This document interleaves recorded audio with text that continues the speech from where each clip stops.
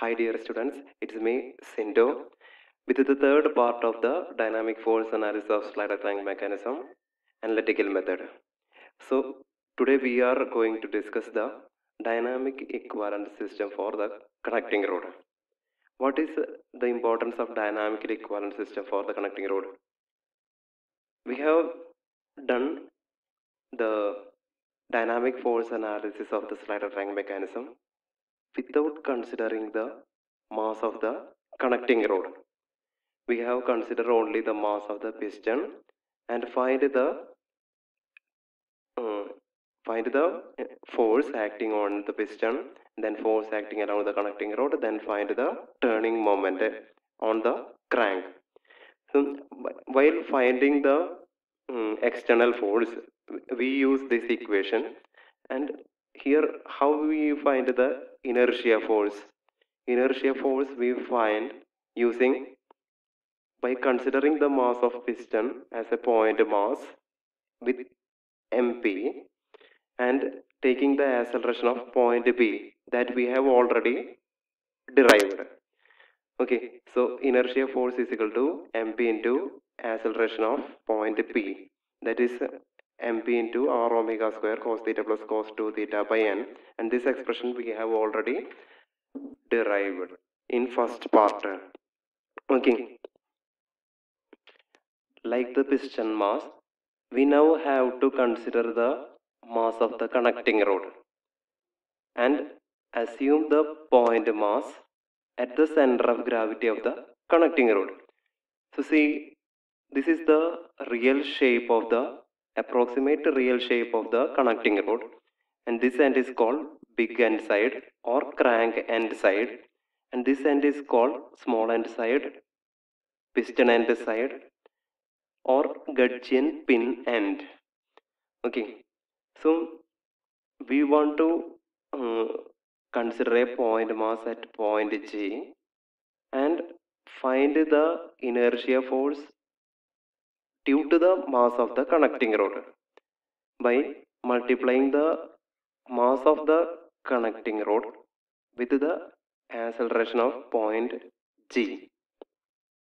Okay, so we assume a mass of the connecting rod at point G, but what is the difficulty is that uh, in order to find the acceleration of point G, it is very difficult to find an expression for finding the acceleration of G, because the point G is not only having linear motion, it is also having a rotational motion.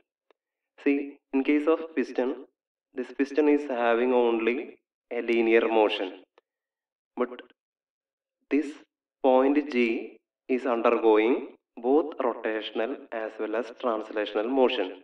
So it is difficult to find an expression for finding the acceleration of the point G. So what we do is that we consider a dynamically equivalent system, or we want to consider an equivalent system. We split the total mass of the connecting rod into two mass and one MB and one MA, and MA is placed at point A and MB is placed at point B. Then now we can do the inertia force analysis easily. How? This mass mb into acceleration of point B. We know the expression for finding acceleration of point B. So we get the inertia force due to portion of mass of connecting rod mb and ma. What about ma? Ma into acceleration of point A. See, here the crank is rotating at a uniform angular velocity. So it is only having a radial acceleration which is parallel to the crank, and it is not contributing towards the turning moment. So we don't want to find the acceleration of the or inertia force of the portion of mass of connecting rod at A. if there is an acceleration, tangential acceleration, we can find the inertia force by multiplying the mass A into r alpha, and we know how to find the angular acceleration of the crank. Okay, so it is very easy to do the calculation by splitting this mass, and this is the equivalent system. But whether is it possible to split these two mass, and consider and we get a dynamically equivalent system, that we will look. So these are the three conditions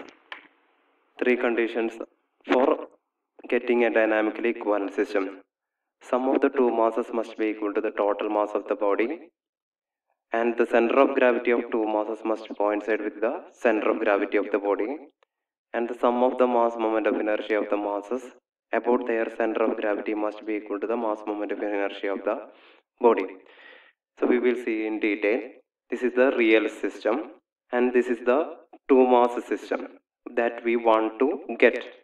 Okay, so by applying these three conditions, first condition, sum of the two mass must be equal to the total mass of the body, that is mc is equal to mb plus ma.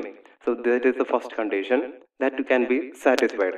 And second condition, the center of gravity of the two masses must coincide with the center of the gravity of the body. How we will do that? We will find moment of these two masses with respect to point G, that is mb into b is equal to ma into a. If this condition is satisfied, then the center of gravity of these two masses must be equal to the center of mass of the whole body. So that is mb into b is equal to ma into a is the second equation. That will be also satisfied. But the third condition, that is the sum of the mass moment of inertia of the masses about their center of gravity must be equal to the mass of moment of inertia of the body. So this is this can be written as I is equal to, that is mass moment of inertia of the body, real body, is equal to, and this is the point mass at point B, mb.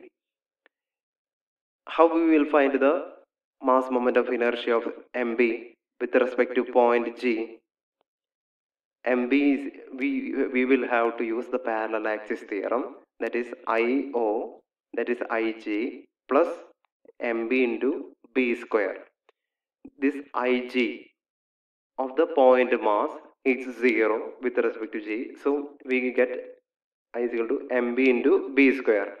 Similarly, we will get the moment of inertia of mass A with respect to G is equal to ma into a square. This third condition is not satisfied. We will look. See, the third condition. These are the three conditions that must be satisfied for a dynamically equivalent system. From second equation, we can write mb is equal to ma into a by b. Okay. Then applying this equation to first equation, we get mc is equal to, for mb we write ma into a by b plus ma, and rearranging we get mc is equal to ma into a plus b by b, and ma is equal to b by a plus b into mc.